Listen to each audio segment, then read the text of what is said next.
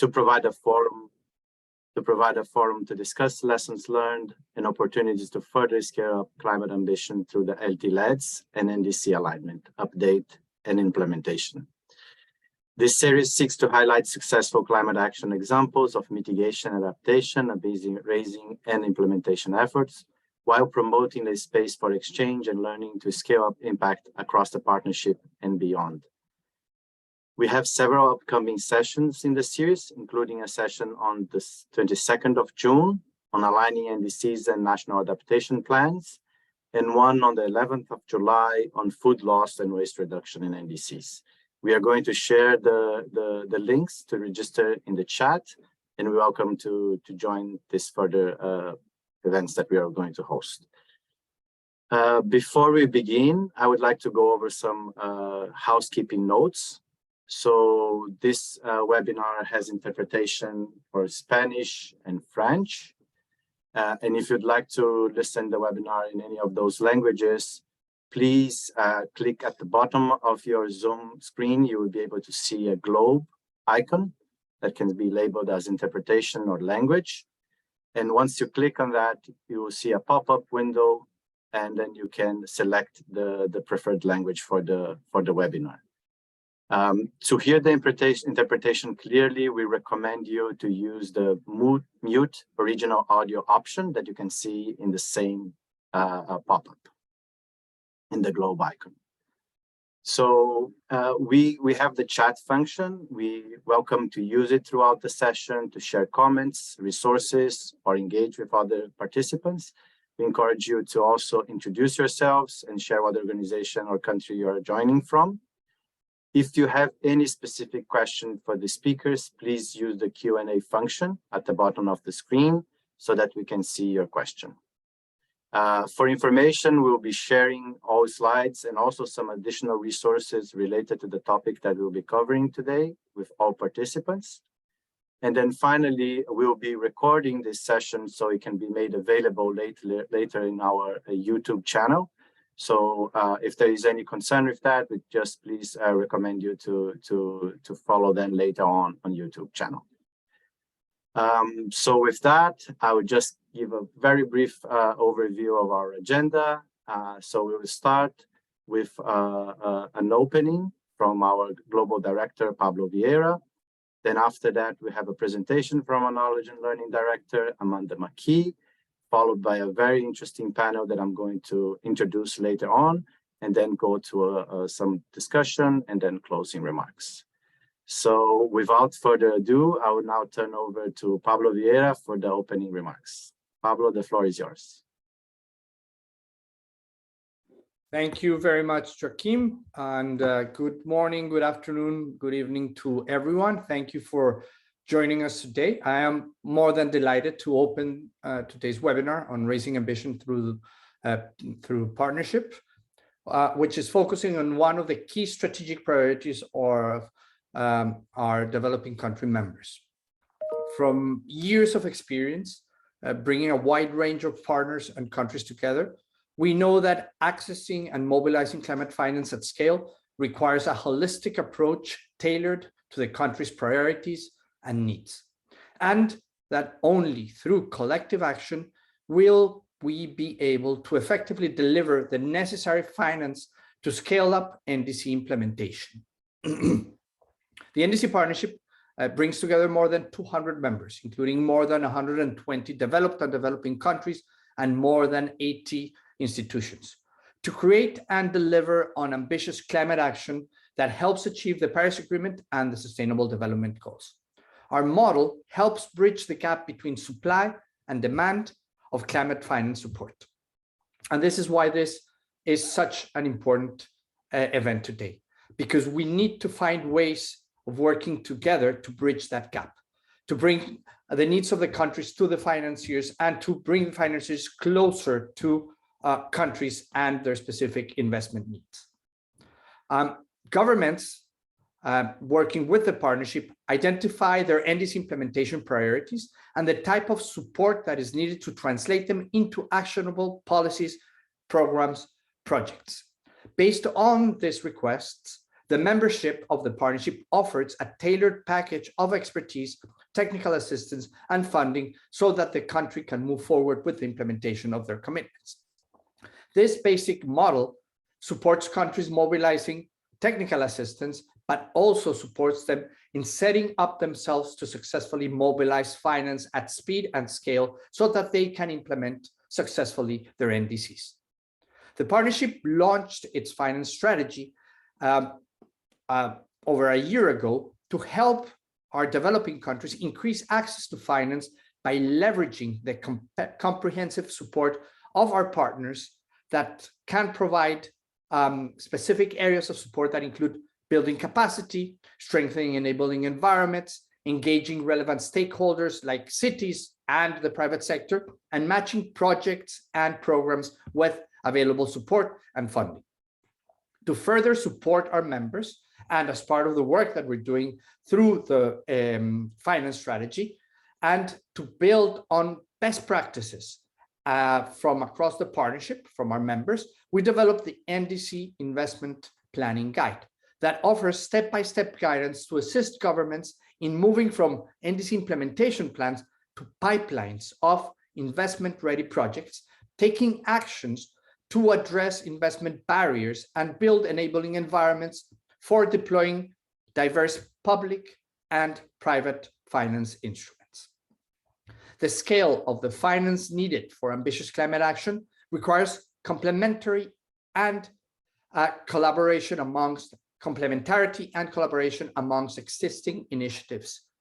And we have been working closely with partners and initiatives like the Climate Finance Access Network, like the Commonwealth Climate Finance Access Hub, like the UK-Fiji Task Force on Access to Climate Finance, and the United Nations Secretary General's Adaptation Pipeline Accelerator. The lessons learned through our members and the best practices that they have been able to share are feeding into the work that we do in our strategies and in our engagement with partners and initiatives, making sure that we're finding common ground, common language that will allow us to work closely together, finding synergies and supporting more effectively the needs of the countries. And as with all work that is delivered through the partnership, our impact is achieved through the work of our members, our partners, and our ability to coordinate this diverse offerings to best meet country needs, putting together packages of support that support countries in their specific needs. During today's webinar, we will be discussing emerging trends from country requests and existing gaps in support. We will provide an overview of our efforts to create common language around investment planning and to support countries in scoping needs and formulating requests using this NDC investment planning guide so that they can mobilize support that is more specific, more specialized, and more impactful. In today's webinar, we have a diverse panel with representatives from developing and developed countries, as well as technical experts that will bring their perspectives in terms of finance mobilization through the partnership, including from our associate members. With more ambitious NDCs in place, it is now time to drive effective implementation. And this can only be done through increased access to finance for climate action. We look forward to today's constructive discussions and stand ready to continue strengthening our collaboration across the broad coalition of the NDC Partnership. Because by acting together, we achieve more. So let me stop here and give the floor to Amanda, who will take us through the next part of this webinar. Thank you again for joining us, and hopefully this will be very, very useful. Please reach out, send your messages through the chat box, and let's make sure that we start a conversation on this very, very important topic. Amanda.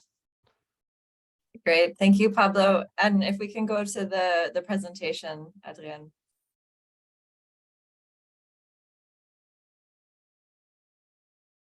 So I want to start by reiterating a point that Pablo made. And really, this is the role of the NDC partnership in driving finance for implementation. The NDC Partnership is made up of over 200 members, developed and developing countries, institutional associate members, and we're uniquely placed to act as a neutral matchmaker between countries and financiers. So helping to bridge this gap between what countries are looking for in terms of support and what our members are able to provide. So next slide, please. What I'm showing you here are some trends in terms of the overall requests that we've received on finance. So the first thing I want to mention is that finance is actually the most requested topic that countries come to the NDC Partnership for. So 85% of all of our developing countries who've requested support through the partnership have requested at least some sort of finance-related technical assistance. If you look at the total requests that we have close to 6,000 individual requests that have been received from countries, and 35% of those can be tagged as relevant or related to finance. And so you can see that there's a very sizable number of requests related to finance, and it's something that's important to nearly every country that's engaging in the partnership. So if we dive into what those requests actually look like, if we can go to the next slide, please. So earlier this year, we published an insight brief, and we have the link, or we'll drop the link to that in the chat. But we published an insight brief that looks into the different requests that countries have brought to the NDC Partnership on finance. And here on the screen, you can see the growth in those requests. So the light blue bar is showing you requests from pre-2020, and then the darker blue bar is showing you requests from post-2020. And you can see two things here. First of all, the area with the most requests for support is around preparing bankable projects and pipelines. And moreover, this is an area of support that's growing significantly. So it's gone up 36% just in the last couple of years. The other areas of support that are particularly relevant or the most relevant are around financing projects and support for mobilizing resources, but then also support for developing capacity.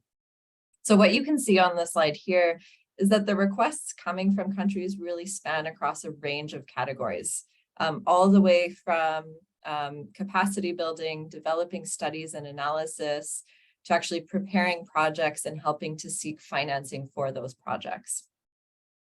Next slide, please. That was the requests that I was showing you on the previous slide. What I'm showing you here today is the support that's coming from partners. Overall, if we look at all finance-related requests, the support is slightly lower than our average across all requests. And there's actually a great deal of variation in terms of the categories of finance requests.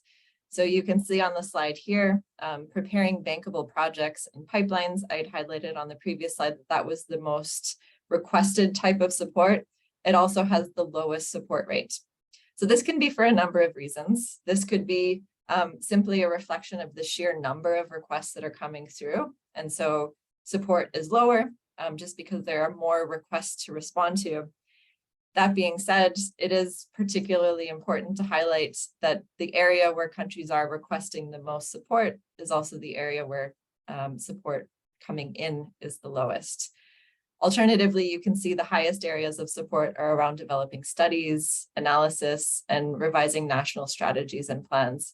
And these are areas that countries have often sought support through the NDC Partnership on in terms of their NDC planning and implementation. And so it makes sense that there's a lot of alignment and a lot of complementarity in terms of the support coming to actually finance NDCs as well.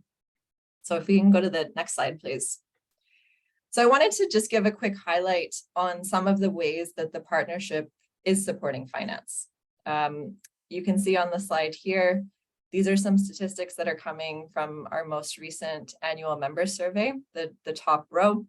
So when we talk to countries about the support that they're receiving through the partnership and how this is helping them with their finance targets, 82% of our member countries reported improvements in their enabling environments. So critical support is coming and is leading to impacts in countries. 67% of our country members indicated that they've had success at integrating their NDC into national budgets. When we look at the subnational level, the number is not so positive. Only 38% of countries have integrated NDCs into their subnational budget. So I wanted to highlight those 2 points on budgets, because while there's been a lot of progress at the national level, countries are still struggling to implement this and localize the work at the subnational level. Additionally, we've been supporting central banks in terms of greening the financial sector. 13 central banks are currently receiving support, with more in the pipeline. We have 10 country members who've developed NDC investment plans and launched those through the partnership. And then we also prepare project information notes with countries, and 25 of these have been prepared or are under preparation. Next slide, please. So I wanted to give 3 really quick high-level examples. We're going to have a panel later where we'll hear a lot more examples from both countries as well as implementing partners as well. So the first example is in Zimbabwe, where the country really catalyzed investment in climate and renewable energy. And this was done through engagement with the government and the private sector. So an example of a whole of society approach focused on a particular sector. In Antigua and Barbuda, there's been development, or there is development of an NDC investment plan. This is using the investment planning guide that Pablo mentioned in his remarks, as well as efforts to enhance private sector engagement in this work as well. And we'll hear more on this example later in the session. And then the third example is from Jordan, where the government invested quite a lot of time and effort in validating their investment needs, costing them and prioritizing NDC actions, especially looking at or comparing this or benchmarking this against social and climate impact criteria. Next slide, please. So I wanted to put up on the slide here a quick snapshot of the investment planning guide process that we have developed that I just mentioned and Pablo talked about previously. But this is something that we've developed in consultation with members. So it's a reflection of best practices that we've seen from across our country members. It was built on consultation with our institutional and associate members and desk research as well. And the idea is that we're not presenting a template for how investment planning should be done, but instead presenting a guide that helps countries and partners to walk through the different steps that they might want to consider, including examples of how that's been done successfully from across the partnership. The guide ranges from the investment planning capacity building, something that's cross-cutting across this entire process, to the needs identification and prioritization. So including understanding the rationale for the investment needs, how they link to the NDC, costing, financing gap analysis, and then resulting in this third stage around actual investment mobilization, which is often what we think about when we talk about investment planning and projects. So the idea is that we are really trying to encourage this comprehensive approach and looking at these various components as part of an investment planning process. Next slide, please. So this is my last slide, and I just wanted to highlight 2 things, one on the country side and one on the implementing partner side. And we're going to have a panel after this where we'll hear a lot of examples. But I wanted to, based on the experience that we have with our countries, talk about some of the critical roles for success. And so what we've seen from countries is that where they lead inclusive whole of society approaches that include coordination across different levels of government, including with Ministry of Finance, that this results in not only strong ownership, but also accountability to the process. And this has been really critical in driving successful investment planning. If we look at implementing partners, here the role is really around providing and catalyzing financial resources, both for technical assistance as well as projects. And so ensuring that technical expertise and knowledge are aligned to country needs, that it's being delivered in a coordinated and collaborative way. And I think across the two of them, and part of what we're hoping to do today is this experience sharing so that we can really learn from each other. So I'll end there. Joachim, I'll turn it back to you, but I'm happy to answer any questions in the chat as well. Thank you very much, Amanda, for this very interesting presentation. We will now move to the panel discussion, and I'm pleased to share that we have a very experienced and knowledgeable panel that will bring varied perspectives to our session. So I will start by introducing our speakers. So first, Permanent Secretary Marina Jassami from the Ministry of Climate Resilience, the Environment and Renewable Energy from Grenada. I also like to invite to the panel Nadia Spencer-Henry, that manager from the Ministry of Finance and Corporate Governance from Antigua and Barbuda. Francis Fuller, Head of Global Offices in Climate Analytics. Zoe Norgate, Deputy Director for Green Finance and Capability and International Net Zero for the Department of Energy Security and Net Zero from the United Kingdom. And Tu Tibi, Policy Officer at the Federal Ministry of Economic Affairs and Climate Action in Germany. So first and foremost, thank you very much for joining us today, to dedicating your time for this webinar. So we'll have now remarks, 5 to 6 minutes remarks from each speaker, and then following we have some time for discussions with the audience. So to get us started, I would like to invite Permanent Secretary Jassami to share the experiences of Grenada in promoting innovative and transformational approaches to climate finance and how the partnership has been supporting these efforts. The floor is yours, Madam Jassami.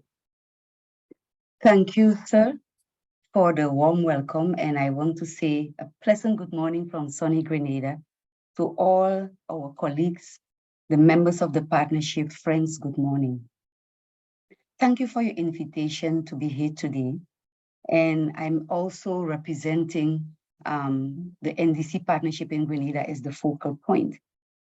In sharing our experience, I would like to link it up with what the speaker before me said. Inclusiveness is very important in the process.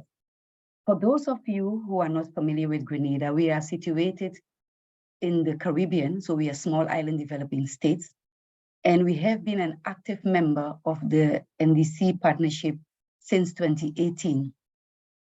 We initially developed a NDC Partnership Plan, and critical in that process, I must say, was the National Climate Change Committee. And it is true that working with finance, when you include the Ministry of Finance, it makes the process much easier.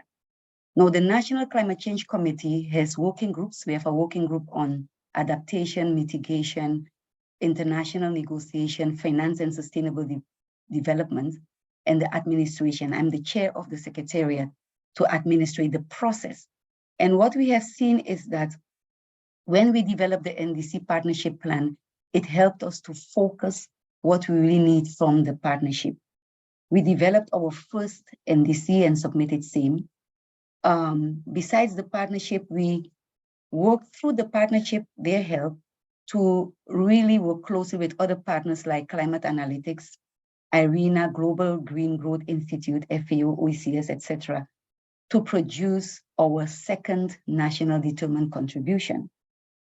And this document highlights the immense challenge that Grenada is facing as we speak. And that is a financial challenge. When we cost what we need to really implement all the actions already identified to mitigate against the adverse effects of climate change, our budget is about US $985 million.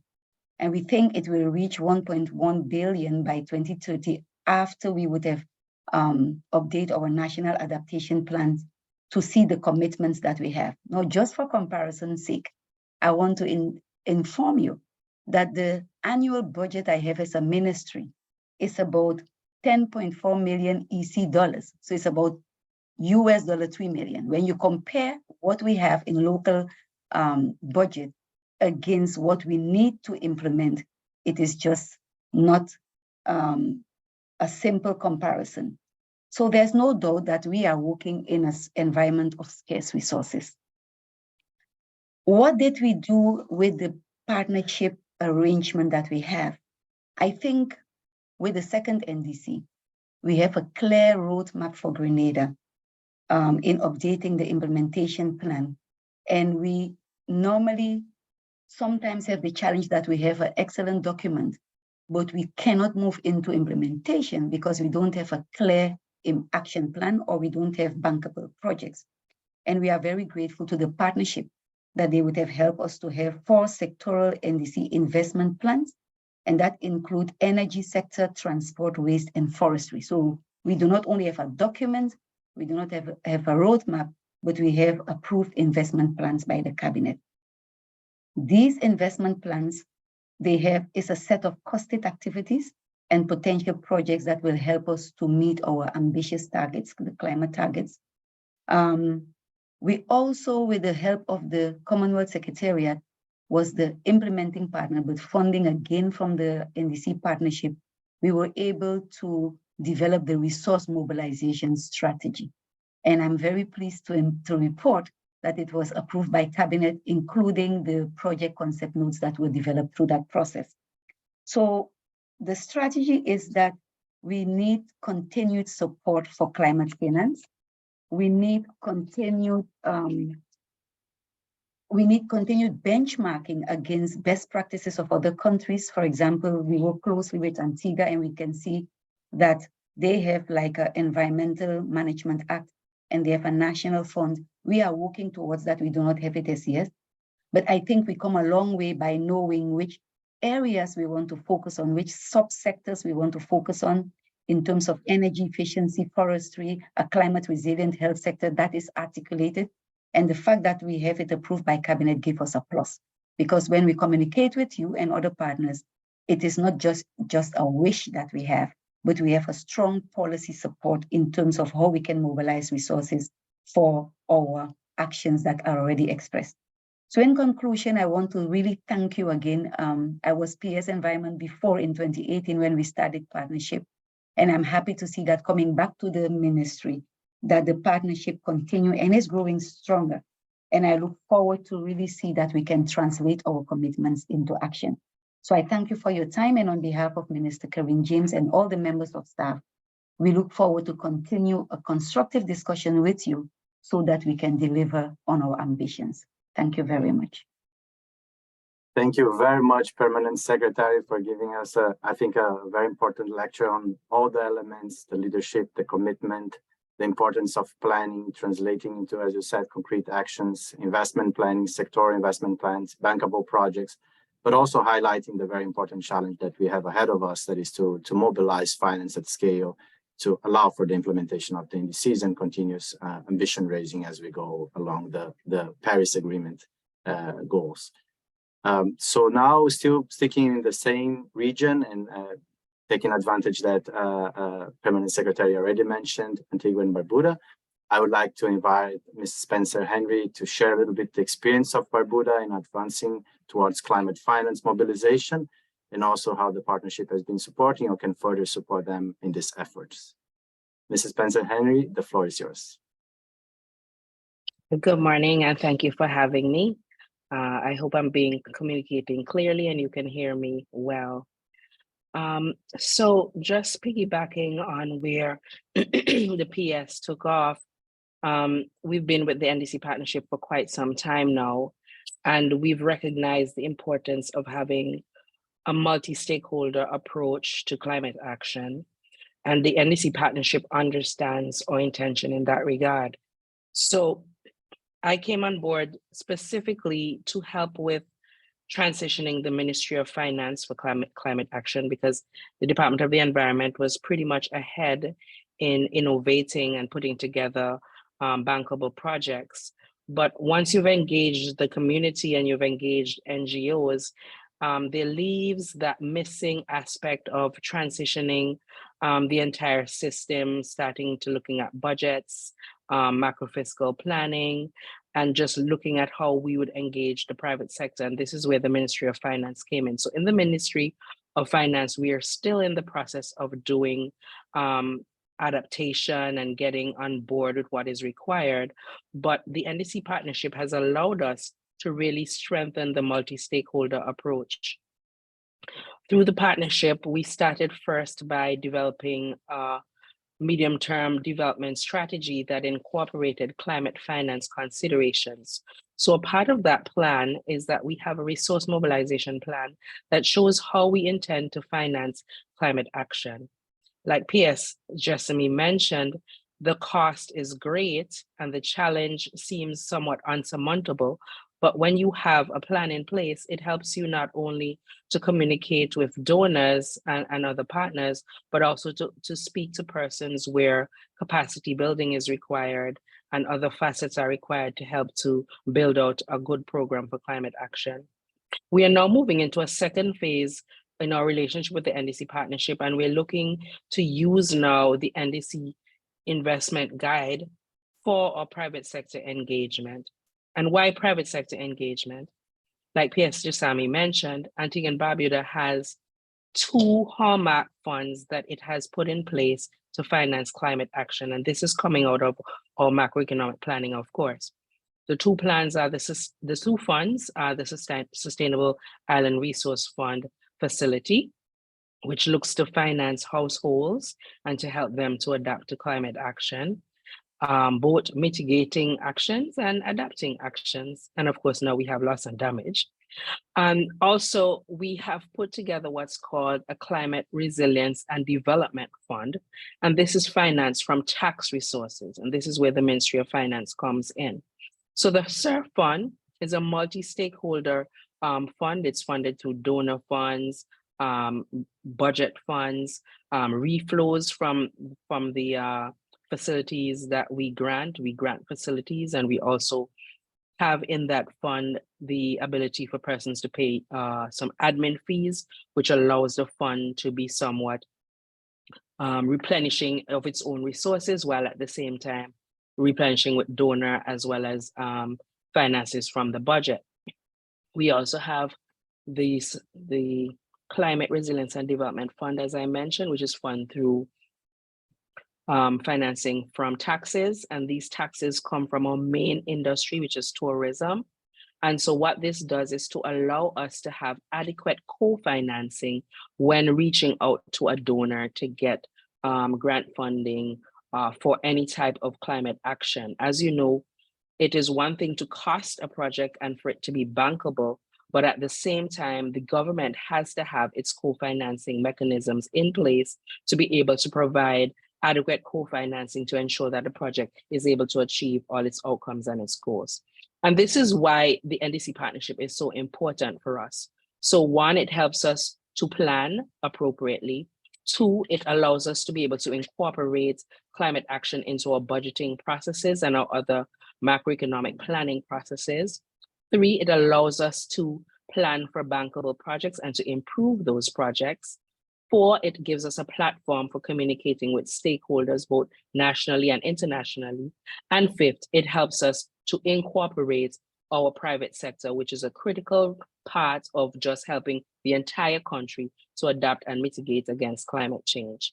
We thank the NDC Partnership for being with us, for being a very willing partner to support all of our efforts. And through our efforts, we are able to share our experiences on platforms like this, as well as to be able to help our neighboring Caribbean neighbors to also put good plans in place so that they're able to also do better climate action. That's it for me. Thank you. Thank you very much, Ms. Spencer-Henry, for this very interesting presentation. Also, the overview of the good work that Antigua and Barbuda is doing. I think some of the points that you've highlighted, I think critical elements such as the very important and central role of the Ministry of Finance in climate action to allow for like not only the modeling and the understanding, the integration, as you mentioned, into the medium-term planning, but also into the public financial management systems, the work you are doing with the private sector as well, the medium-term strategies, and also the investment planning for the sectors, but also the using the private sector approach and combining those elements to try to catalyze resources. And I think also lastly, really, really interesting the approach in terms of combining funds from different sources, from national sources, from international sources, to then be able to be more effective in mobilizing resources. So Thank you very much for your engagement with the partnership and also for all the experiences you shared with us today. So now we are going to hear a little bit more of a cross-country experience and perspectives. So taking into account not only developments in the region, but also beyond.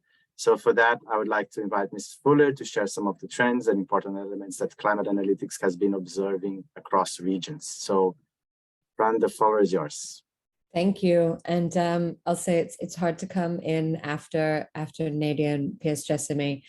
But thank you and good morning, good evening, everybody. So a bit about us. Climate Analytics is a project-based nonprofit and an associate member of the partnership. And while we work with many developing countries, a lot of our work has prioritized focusing support to SIDS and LDCs through our regional offices. And we are not a state. And so while I'm happy to be categorized under the developing country perspective, because that is who we support, I'm really also very happy to have our counterparts here in the discussion. I would say that our work through the partnership has typically been led through the Partnership Action Fund.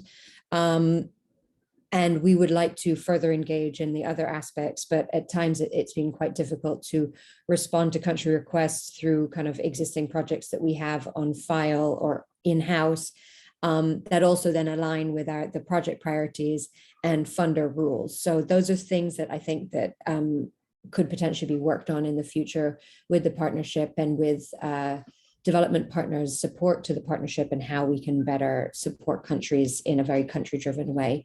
That being said, we found it extremely seamless to work with the partnership thus far, and ultimately working towards the same goal of ambitious climate action.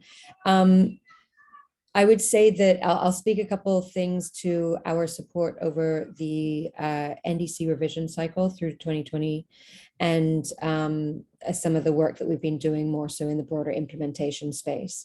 The coming years to 2030 especially are really decisive for keeping the 1.5 temperature goal of the Paris Agreement within reach. And so insufficient action at the global level will ultimately obviously have negative consequences on the need to scale resilience, adaptation, and mounting costs and loss and damage. And so there is a significant, like unprecedented amounts of finance that are needed to meet the Paris goals, but also countries need to be supported to articulate kind of clear plans on accessing resources. So while best practices for at least NDCs are to develop an economy-wide target, as articulated by Nadine and P.S. Jessamy, an economy-wide target isn't entirely useful in providing direction at the sector or subsector level. And this is where the partnership's role has become really critical in providing that detailed level of support. And it was nice to hear some of the stats that Amanda provided, that over 85% are kind of coming in line with this, which is good to hear.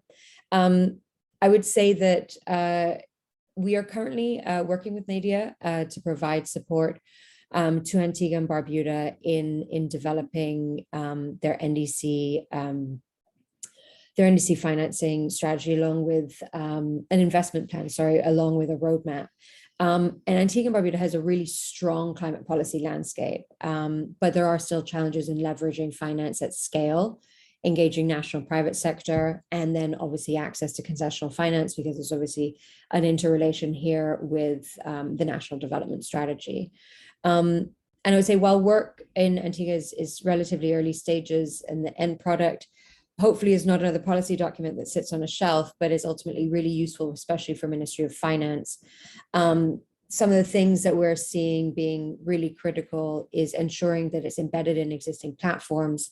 P.S. Jessamy noted their environmental legislation, which actually has space for what's called an environmental registry, which is essentially embedded in the national legislation regulatory framework that guides its use across multilateral environmental agreements, not just the Paris Agreement, and essentially will support tracking and reporting against projects and international commitments. And I see that being a really critical piece in providing direction, specific direction and targeted action nationally, but also then providing that support and interconnecting it with the international process, which I think is a really critical piece of any of this work. In Burkina Faso in 2020, 2021, one thing that we did that was supported by the partnership, which I think is very useful in this discussion, is analyzing cost and benefit of implementing the proposed prioritized actions from the NDC. However, it also included the sectoral economic consequences of implementing the actions and the consequences of lack of implementation. And so this is a really critical piece in understanding financial implications of action and inaction. And that looks then also at, across the fiscal space and the national budget, which I think is a really important piece for decision making.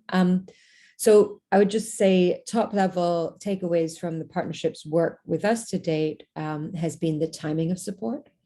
It's one of the biggest gaps that the partnership has filled in technical assistance in a timely manner to countries. And this has included human capacity through the embedded advisors, through to technical assistance in just developing concept notes. The other thing is the country-driven nature of this. It's really welcomed, and many countries are doing a lot of these things for the very, very first time. And so guidance is needed, and it's needed, but to not be prescriptive. And I think that there is a fine line there, and I think the partnership is walking that quite well. And the final thing is around the partnership plans, or implementation plans as they're called, and the scaling of the work in finance space. This is a really important part of the work in getting countries to think about not just that economy-wide target, but also then looking at the who does what by when and how much does it cost, and who has ownership of that. And that's really how you ensure a whole of society and cross-ministry engagement at the sector level.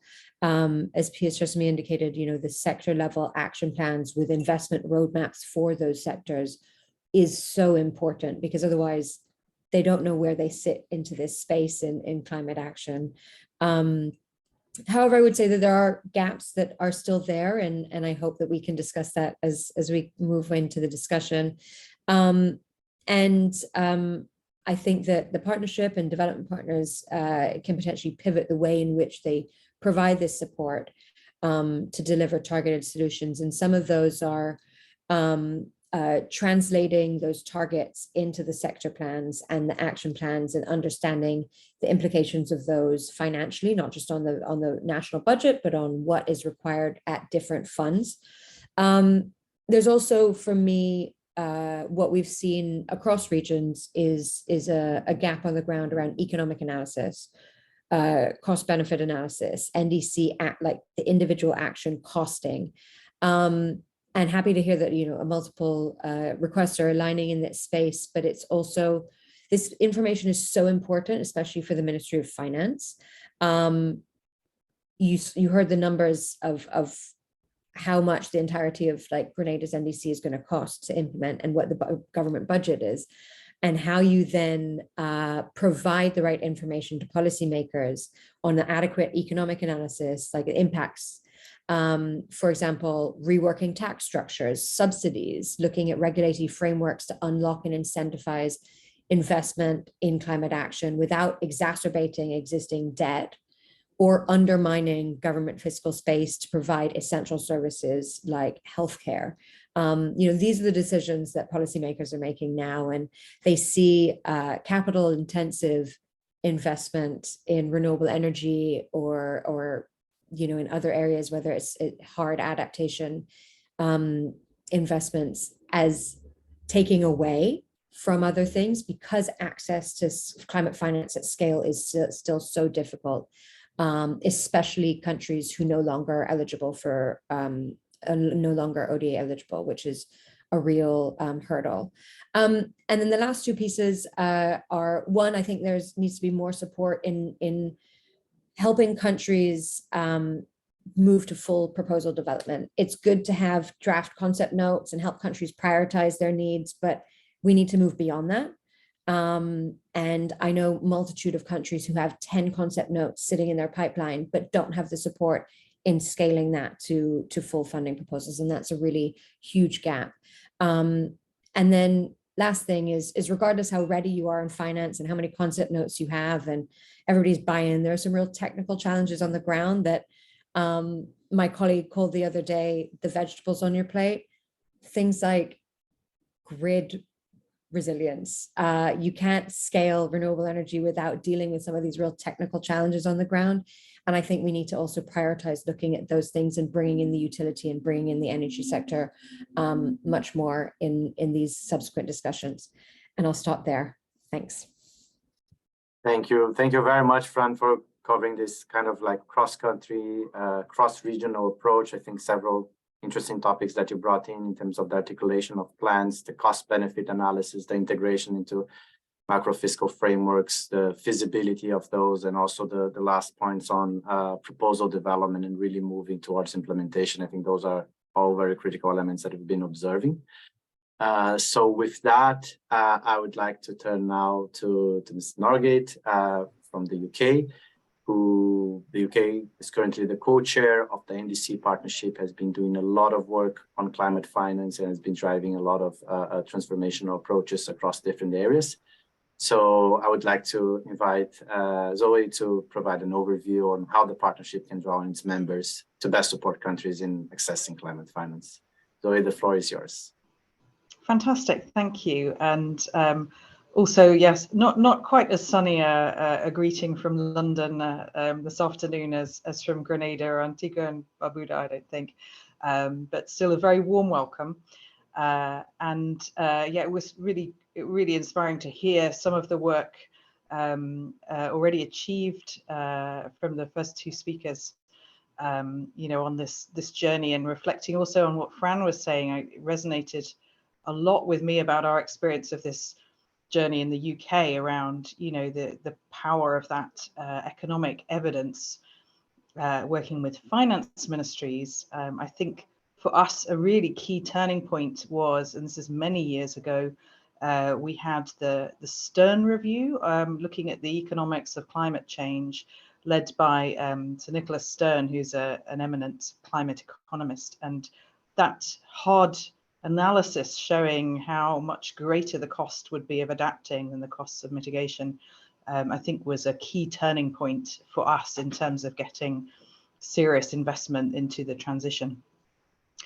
But anyhow, let me speak about NDCP more specifically. So the UK has been a very committed member of the partnership from the outset, and we were very happy as co-chairs last year to help launch the partnership's finance strategy, which really sets out how the partnership can support countries to use their NDCs to mobilize finance. And we had some great examples of that already. For those of you who haven't seen the finance strategy, maybe, it's a great resource for all members, I think.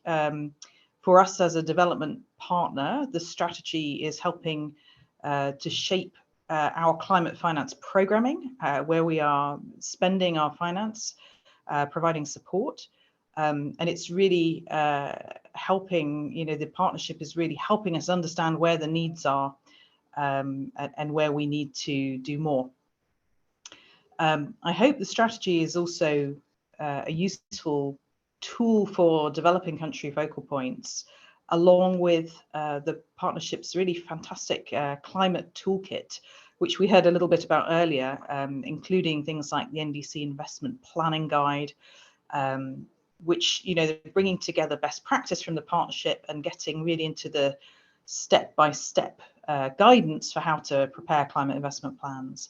So I hope that the strategy and these other tools in the toolkit, you know, are useful things to support conversations with finance and sectoral ministries about how to mobilize investment and where the partnership can provide support. Like many of you, the UK has been a member of the partnership since the very early days, and it's been fantastic to see the partnership's country engagement model evolve and be, you know, such a useful process in communicating countries' needs.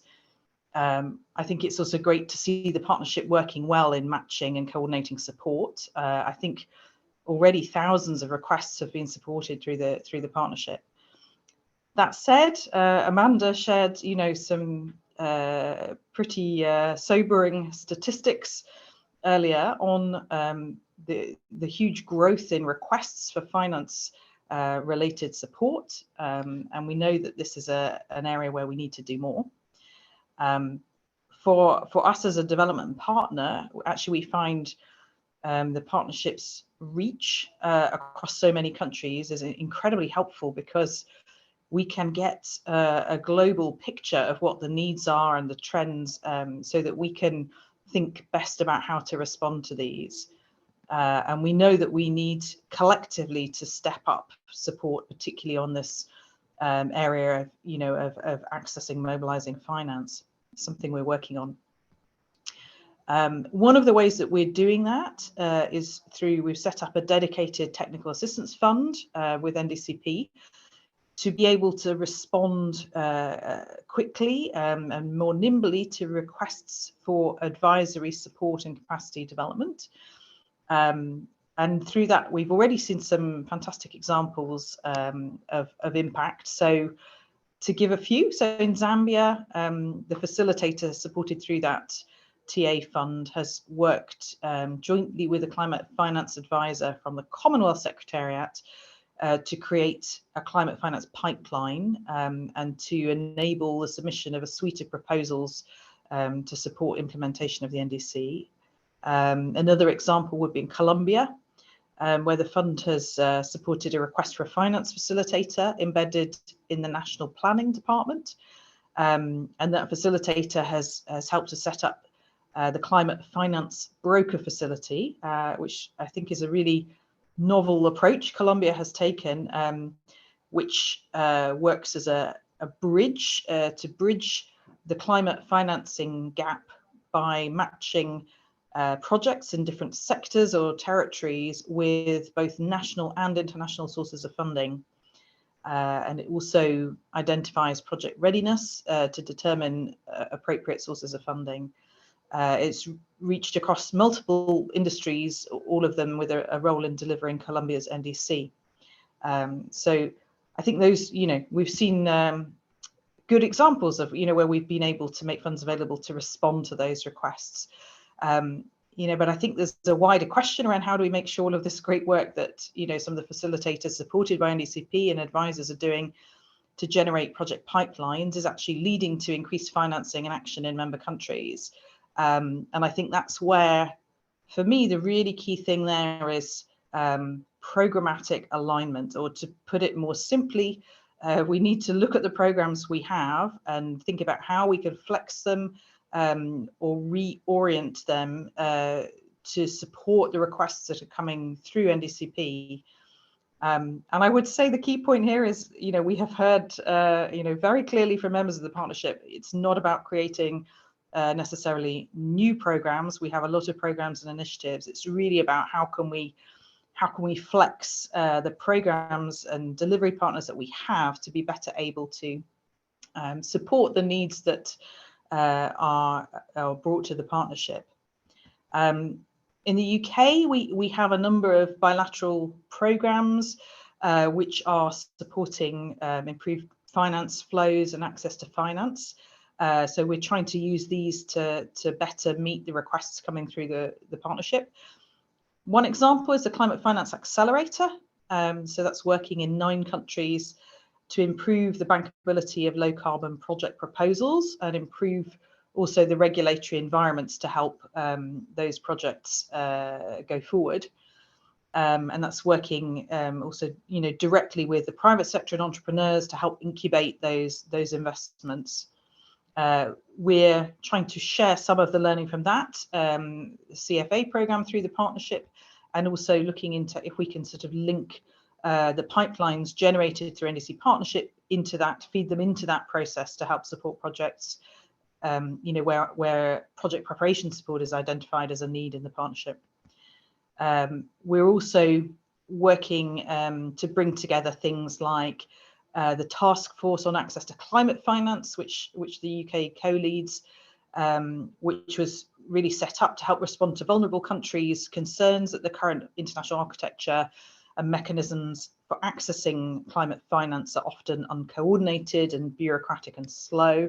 And so the task force is looking at how to improve that and working very closely with the NDCP. And again, some practical examples. For example, in Uganda, we've tried to bring together the work of the task force and the NDCP partnership to work together in the creation of a climate finance unit in Uganda. But of course, the task was also trying to deliver changes at system level, shifting the way that lots of different climate finance providers work so that they can be faster and provide better kind of programmatic support behind integrated national plans. There are many other examples I could give. So things like our UK PACT programme, which is a bilateral climate mitigation assistance programme, the Mitigation Action Facility, which we work with German colleagues and others. All of these programs that we have in our toolkit, we're looking at, again, to see could they do more to support NDCP requests. And where there are gaps, we're seeing what more we can do. So, for example, areas like greening the financial system, where the UK is very active, to see if we can put more resources into skill sharing to meet some of those finance requests that are not being answered currently.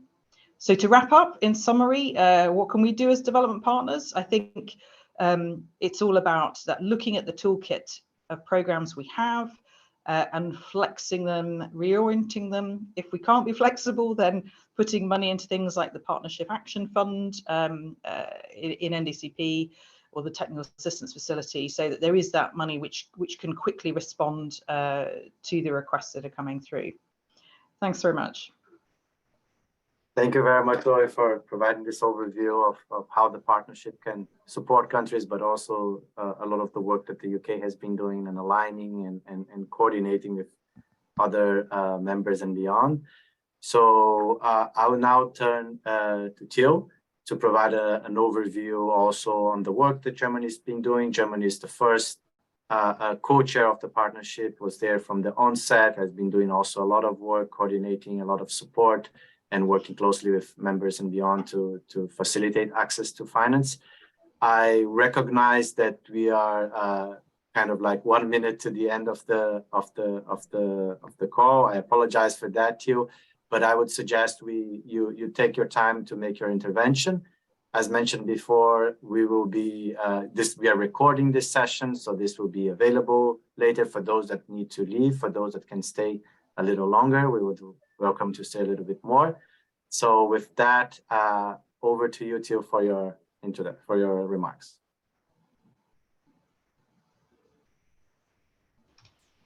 Yes, thank you. I will, of course, keep it rather short.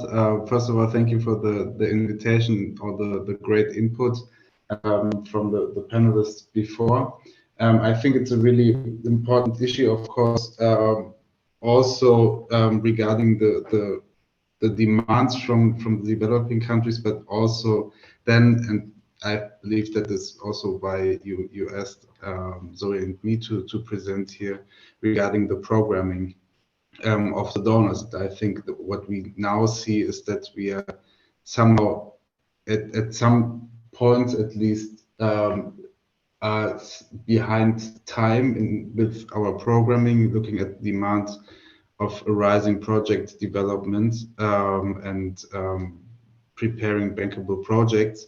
And I would like to show some projects and some initiatives that we have to and we developed in the last years to somehow meet that demand from the countries. Next slide. And of course, let me just quickly introduce myself. I'm Till Tibbel from the German Ministry of Economics and Climate Action in the ICI division, International Climate Initiative, and also focal point for the NDCP. Maybe to just quickly show how we somehow aim to provide funding to NDCP member countries, and that is via different channels. For example, earmarking for implementing partners, but also via ongoing, and that is, I think, the main channel, bilateral cooperation.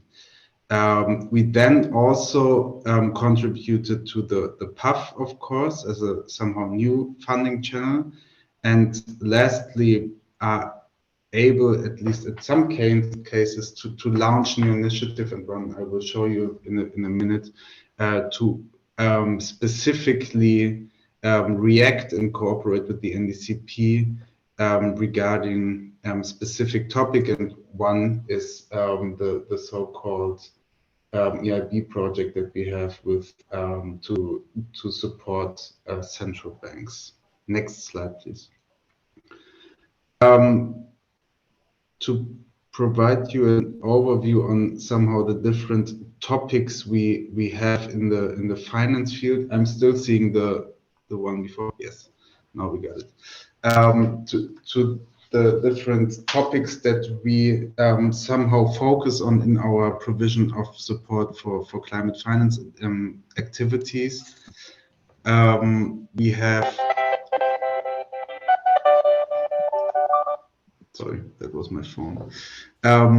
We have in the first field, somehow we see the support for policy development and enabling environment, because of course we have the high demand for project development and for mobilizing investments, but the key point, of course, to mobilize and the somehow the basic environment needs to be met, and for that we see huge potential and also demand in providing support for policy development and improving the enabling environment, where we have different projects. For example, the cooperation, as I mentioned, with several different central banks, but then also the partnership for market implementation, which looks at market mechanisms together with the World Bank, and a 30 by 30 project together with the IFC from World Bank, and of course the climate promise. So it's somehow a mixture of projects that are looking at NDC development, but also at NDC action development, so finance planning, and also concrete cooperation with other institutions. The second field is the project preparation. Zoe also mentioned a couple here. I would highlight the City Climate Finance Gap Fund, or called more the Gap Fund, who is providing also on a demand basis. So I believe here the link to the NDCP is really high, to cities and urban areas, first project development for the first steps, so pre-feasibility studies. Actually here the funding increased to 100 million last year. And I think the last one, and for me also the most important one, because it is going to be launched in a couple of days, next week, we are going to launch a call of the mitigation action facility, which is the successor of the NAMA facility, a call with 100 million euros.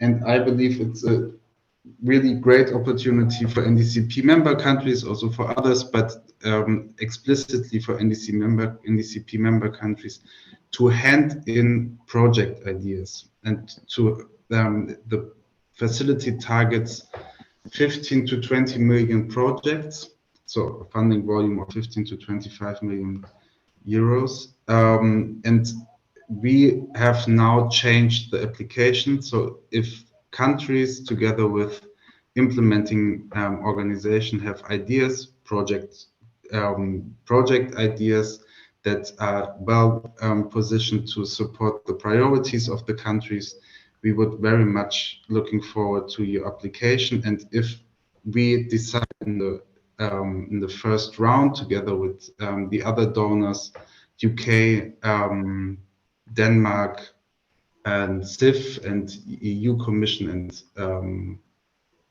I hope I didn't forget one, CIF. will decide that we like the project idea, then we will provide specific funding for developing the project further, and would be very happy to see many incoming project ideas from NDCP member countries. I think I would leave it to that. Thank you. Thank you very much, Theo. And I think with that, we covered, I think, very interesting perspectives on development partners, on alignment, on interesting projects, and also, I think, at last, also an opportunity that is out there for countries now with the incoming call from the Mitigation Action Facility. I would like to again thank all the panelists for your time, for being here, for sharing such very interesting experiences. We had planned originally for like a Q&A session, but we understand that we are like very already beyond time. So we'll look into the questions that we have in the chat and we'll follow up by email. But with that, I would just like to thank everyone for joining us today.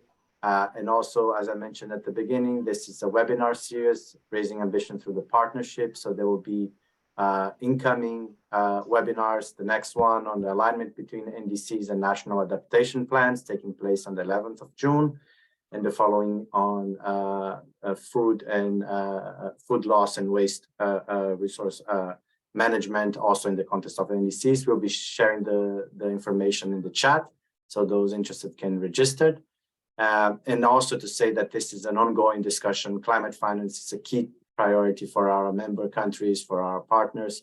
So we'll be working way more on this throughout the year, and there will be multiple opportunities for us to continue this discussion and fine-tune how we can work collectively to assist countries in moving towards ambitious climate action. So with that, I would like to again thank you very much, everyone, and looking forward to continue working together to assist countries in ambitious climate action. Thank you very much.